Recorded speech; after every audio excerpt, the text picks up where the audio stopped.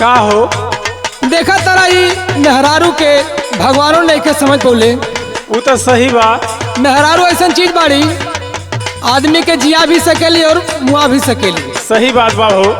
देखा तारा मेहरारू से महाभारत के शुरुआत भइल बा। हाँ हाँ और रामायण के शुरुआत भइल बा। सही। तो कहना बा भैया सुनावा भैया। अरे मरले बा हो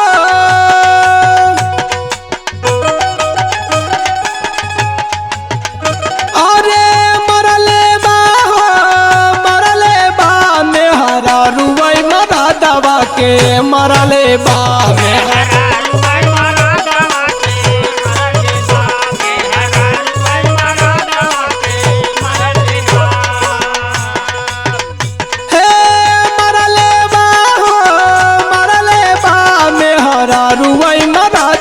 के मरले बा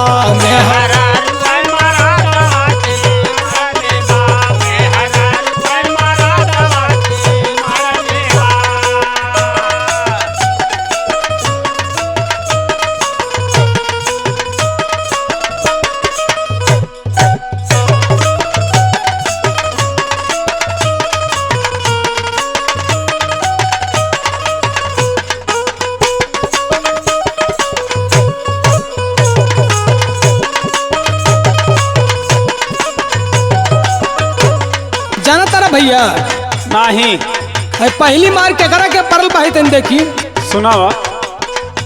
अरे पहली मारी राजा दशरथ के मारले हो दशरथ के मारले।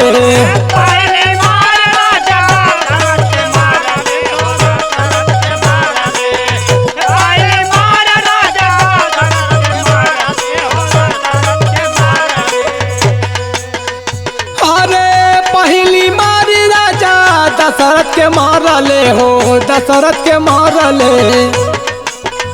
हरे राम जी के बानमा भेजबले बा मेहरारू वही मरा दवा के मरले बा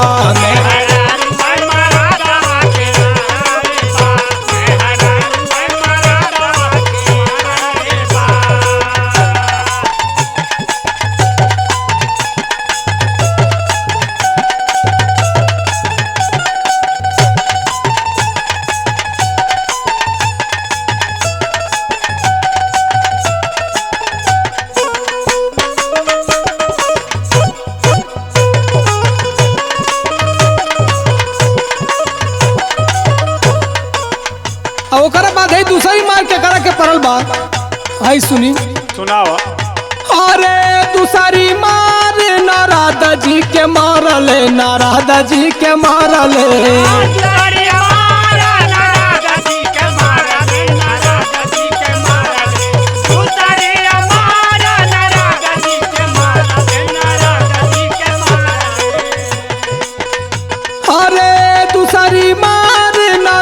जी के मारले नारदा जी के मारले। हरे बनर के मुहावा बनवले बा मेहरारू वही मरा दवा के मरले बा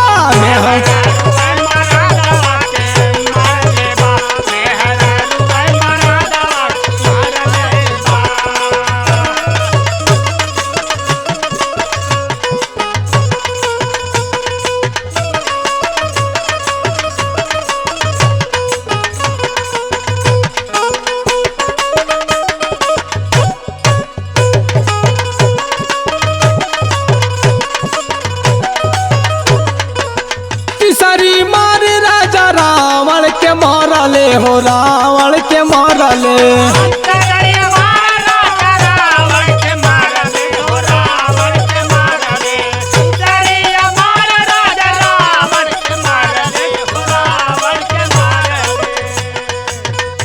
अरे तीसरी मार राजा रावण के मारले हो रावण के मारले। अरे सुनव के लंका बाजारवले बा मेहरारू वही मरा दवा के मरले बा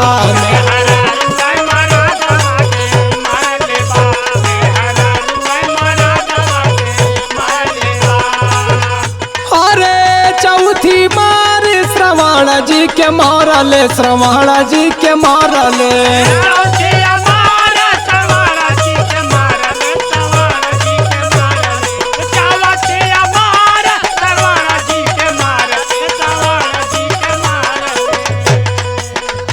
अरे चौथी मारी श्रवण जी के मारले श्रवण जी के मारले अरे अलग अलग खानावा बनवले बा में हरा रुवै मरा दवा के मरले बा में